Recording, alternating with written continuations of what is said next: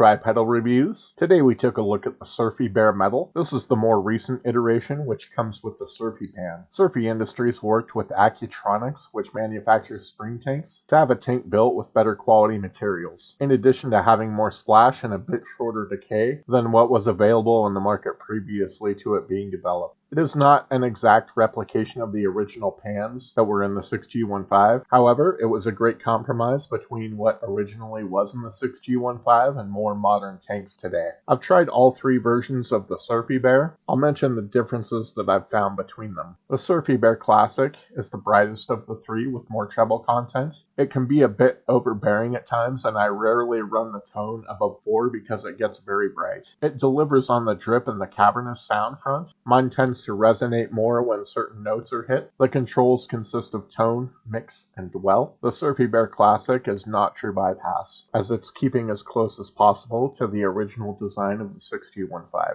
After the Classic, I tried the SurfyBear Compact when it came out. Due to the smaller tank, the sound was less cavernous, and it had a bit shorter decay length overall. I also found it quite a bit darker sounding than the Classic. Surfy Industries stated that the difference in tone was due to implementing the true bypass circuit. The Compact had the same three controls as the original, which were dwell, tone, and mix, but the Compact introduced new controls such as output volume control, an additional mix control, a decay length control, and a foot switch that could switch between the two mix settings. The design philosophy behind the Compact was to give you access to a smaller sized enclosure that could be more easily mounted to a pedal board, in addition to giving you decay length control as well as access to two different mix settings on the fly. So you could have, for instance, a super spacey sound for your surf stuff, and then a different mix setting for your rock and blues type tones. The Compact was a good compromise to have a more pedalboard friendly option with the character of a 6G15.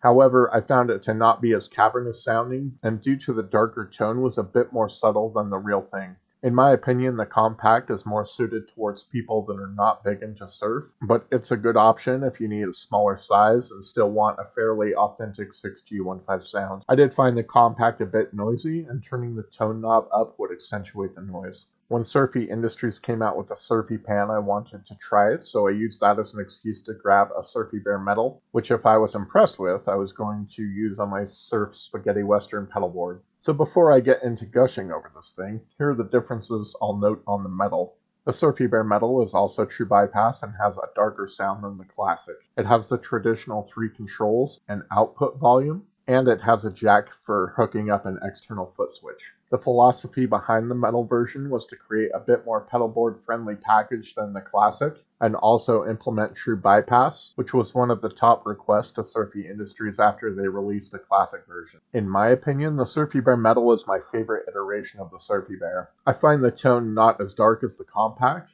but not as bright as the Classic. I have not noticed any excess noise, no matter where the tone is set. On the Classic, I wouldn't utilize tone above 4 most of the time. On this unit, I can utilize the entire tonal spectrum with no issue. The Metal version I don't think has any compromise on drip or the cavernous sound, but the entire response across the guitar's frequency range is smoother. There don't seem to be certain spots that resonate more than others, so the result is a much more cohesive experience and less surprise. Overall, it just sounds better and the verb doesn't seem to get in the way as much. I think it is voiced perfectly for my tastes.